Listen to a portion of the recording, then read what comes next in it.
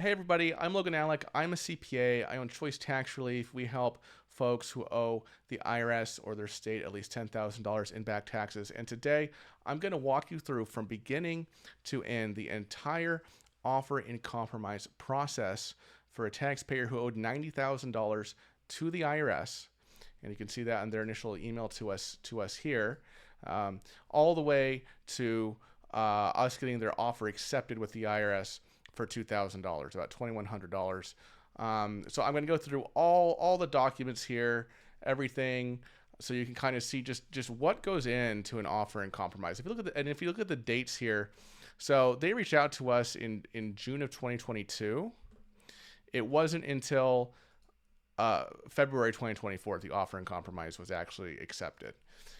This offer was initially rejected by the offer specialist working the case. We had to appeal the rejection to finally get it approved. And that's becoming more and more common these days. I don't know if it's just the offer examiners and offer specialists are just not good and they're just like dumb, or maybe they're just trying to get through cases and not really reviewing things closely.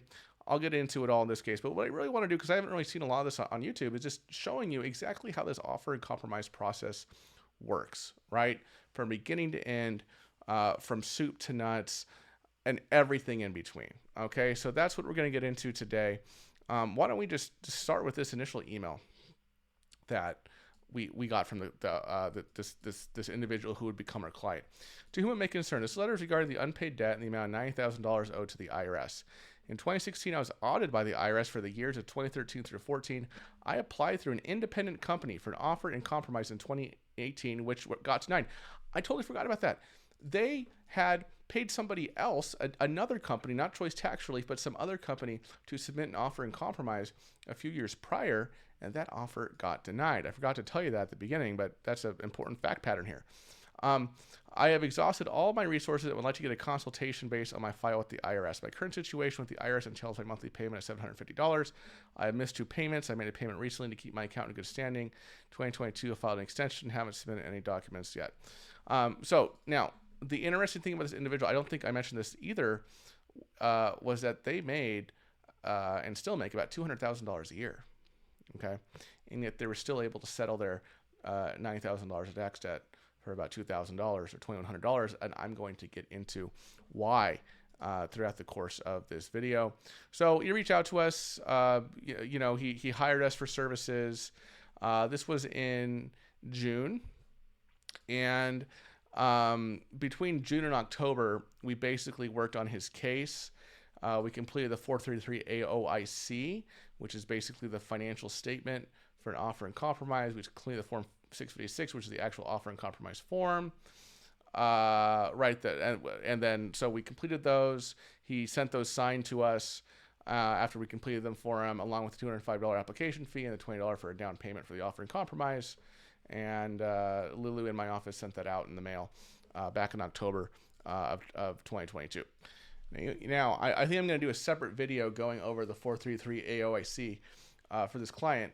I don't want to go through line by line here because it would just make this video way too long. But in short, you may be wondering, how did this taxpayer who makes $200,000 a year, how did we show that he was eligible for an offer in compromise for such a low amount? And the answer is twofold, maybe threefold. One, this taxpayer lives in one of the most expensive areas of the country. I'm not going to specify which region it is, but it is possibly the most expensive part of the country, and definitely in like the top 5 or 3. Okay.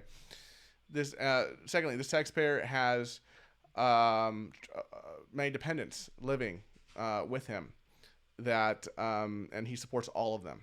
Okay, children, an in-law. Third, this taxpayer is married, but the taxpayer's spouse is currently in school and will not earn income for some time. Okay. And I guess another factor is the taxpayer, even though makes a good income, has all these dependents to support, has not really built a whole lot of, wealth or equity in assets. They rent, they don't own a home, right? So all those factors combined made them a good offer and compromise candidate. So we sent the offer and compromise package in, and then what's the next thing that happens? The next thing that happens is you get basically a letter called the processability letter, right? Since our offer was prepared correctly, a down payment was attached, the IRS deemed our offer processable, right? Meaning able to be processed. And the process examiner, this individual, signed it at the bottom, and it basically says, hey, received your offer in compromise, and you'll be contacted by March 11, 2023. And basically saying, hey, we got your offer in compromise. It's a processable offer. Everything was in order, and now it's going to go to either an offer examiner or an offer specialist to review the offer, and that individual will be in contact with you by date future. Okay.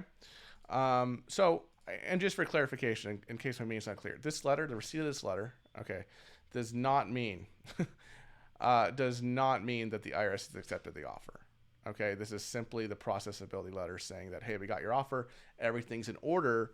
Now we're going to review it and make a determination whether it is whether we're going to accept it or not. Okay. Then after you get this letter, there's a waiting game with the IRS, right? The next correspondence we received from the IRS was the letter 6120C. Let's see.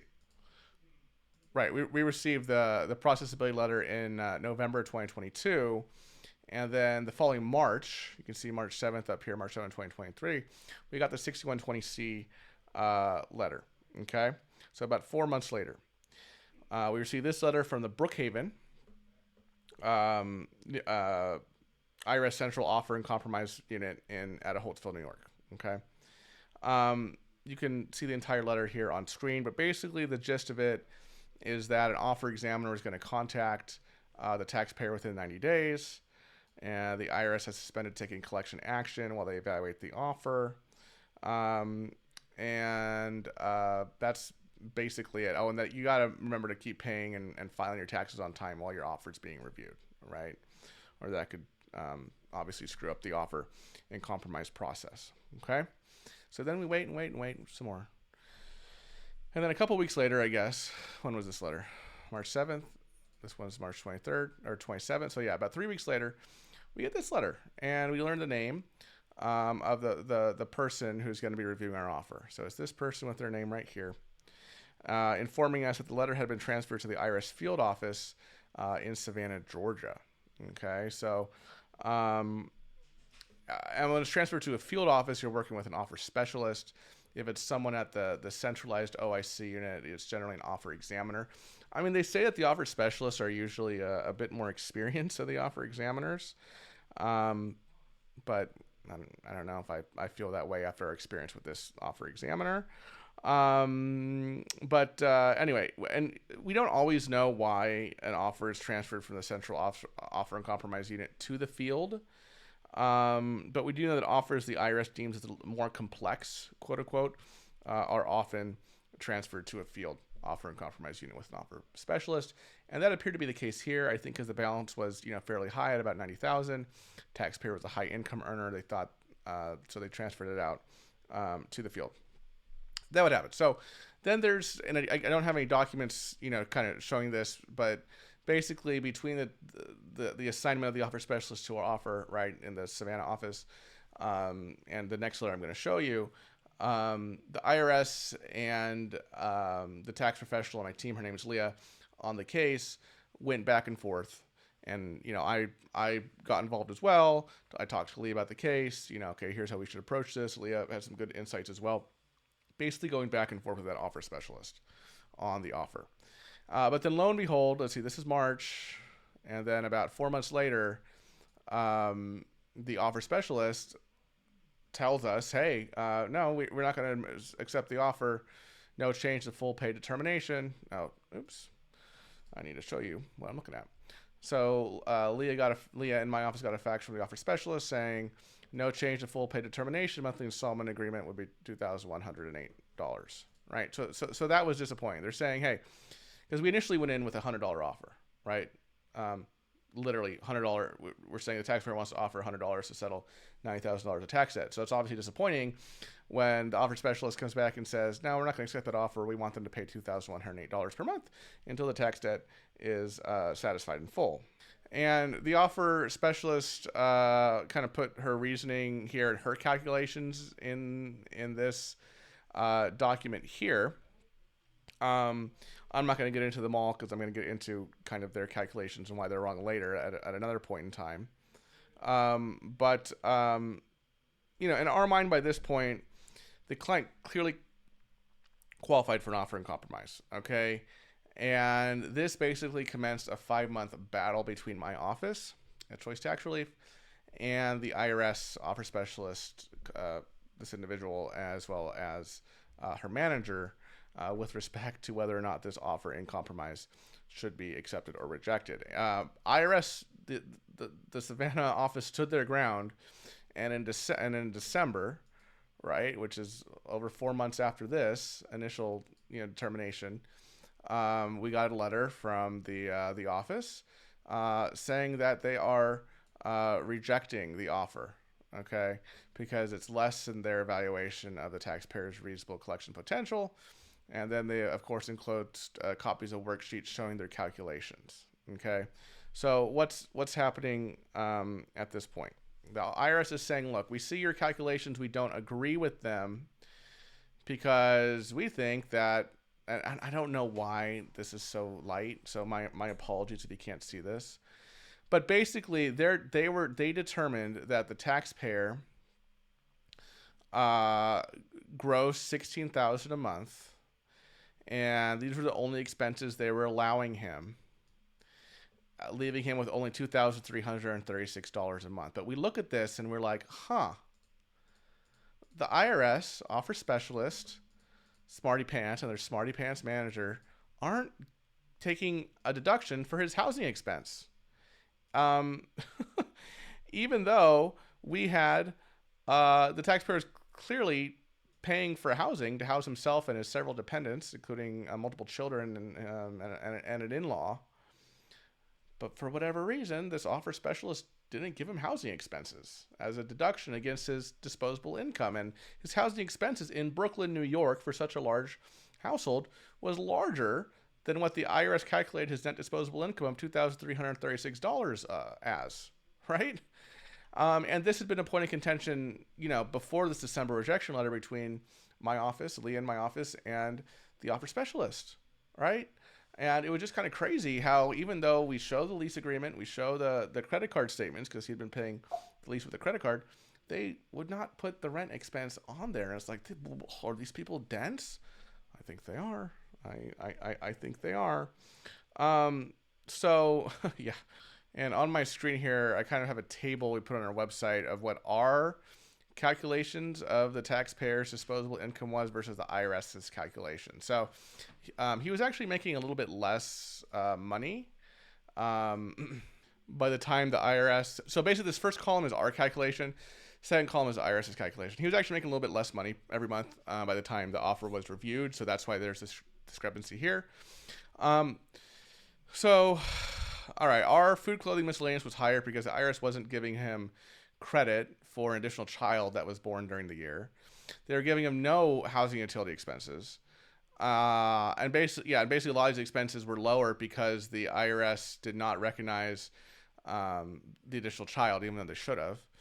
They didn't recognize a court-ordered child support payment, even though it was court-ordered. They did give him the $4,000 in child care expense. But basically, we're showing no disposable income. They're showing $2,336, hence their rejection, right? And all I can surmise here, folks, is that the IRS's offer specialist and her manager were just clearly asleep at the wheel or had no idea how offer and compromises work because, they just completely rejected the housing expense, okay, despite us providing the offer specialist credit card statements, the lease agreement showing the taxpayer was paying housing. They didn't give credit to the taxpayer for a new child, and they disallowed the child support payment, right, even though he was clearly paying it. There were some other things wrong as well with what the IRS's approach was, but we basically knew at this point we're kind of dealing with some idiots at the IRS, which is not a surprise, folks. There's some bright people at the IRS, but the brightest minds in tax controversy and tax resolution, they're not going to work for the IRS. Okay, let me just tell you that much. No disrespect, though, to any IRS or ex-IRS out there. right? I have hired ex-IRS folks on my team before. Some of them, like I said, are very bright, but the best and the brightest typically don't go to work for the IRS. Now, if you work for the IRS, please don't take any offense to that. Okay. It's just, sometimes I feel like there's a strong marketing campaign right now by some folks who used to work for the IRS, and they may or may not be denigrating those who have never worked for the IRS. But I mean, I'll just tell you, my staff and I, we routinely run circles around folks at the IRS, even experienced offer specialists like the one working this case. So let's get back into docs here. So what did we do? We knew we were right. This is the rejection, right? So we appealed. We appealed the offer in compromise rejection using form 13711. Okay. So remember, the rejection letter came in December. We sent out this appeal, I think, later in December. I think it was a few days before the new year. Yep. Because you have 30 days to make the appeal. And we faxed our appeal to the number on the offer and compromise rejection letter, which is, it's up here. I obviously redacted it. And we basically spelled out why we disagree with basically everything that the IRS determined. You write your statements, here, what you agree with, right, and why you agree with it, right, and we did so on, and so forth. And so we faxed that in.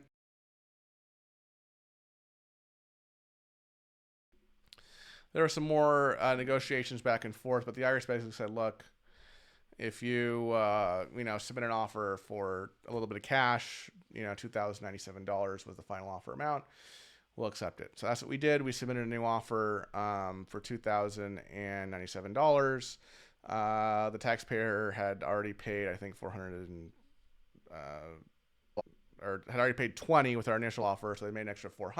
The remaining $1,677 within the 5 months. Yeah. So shortly after, we submitted this offer. When was this? February 5th. We got the acceptance letter from the IRS. So that was the next month in March, basically saying, hey, we have accepted the offer and compromise, signed and dated on February 6th. You can see that's the $420 amount there. And thus it was, folks. Our client was very pleased with us that we were able to do this for him and get his offer and compromise accepted. So now this $90,000, monkey on his back, the tax monkey, we settled for $2,100, right? And let me do the math. What kind of a reduction is that? So basically a 97% reduction in his tax liability. Okay. Now, what I don't want you to walk away from is thinking, oh, wow, I make a lot less than $200,000, so I'm going to qualify for an offer and compromise, right? It's all facts and circumstances, folks. Most folks do not qualify for an offer and compromise. This individual did, and we were happy that we were the ones who were able to get it to the finish line. Because I'll tell you what, a lot of shops, they will not take it to the finish line. They'll see that rejection letter. What they'll do is they'll tell their client, oh, offer got rejected. I'm sorry, the IRS is dumb. Nothing we can do. But you already paid us, so, we already did the work, so we can't really refund you. But sorry, right? We will appeal it, right? If it's rejected and we think it's a darn good offer, which we wouldn't have submitted if we didn't think it was, we'll take it all the way to appeals. And that usually gets the offer specialists, head screwed on straight, or offer examiners head screwed on straight when we do that. Or if not, we take it to appeals and we generally win in appeals. Okay, so just to kind of let you know who you're working with if you're working with us. Now, most folks, they're not going to qualify for an offer and compromise. Okay, there are other tax resolution options other than the offer and compromise: hardship-based installment agreements, currently non-collectible status, full pay installment agreements, penalty abatement, things like this. Okay, that we also negotiate for clients in the case that they do not qualify for an offer. Okay, so just want to mention that, but I did see value here in kind of explaining kind of a complicated offer and compromise case with the visuals, showing you the letters we received, blah, blah, blah, to you, my lovely audience. Okay. I do have other tax relief videos here on the left-hand side of the screen. Of course, if you owe tax debt, please reach out to us for a free consultation. Give us a call at Choice Tax Relief, 866-8000-TAX, or fill out the form on our website, choicetaxrelief.com, and we will reach out to you. All right, folks, thanks so much for watching. See you in the next video. Bye-bye.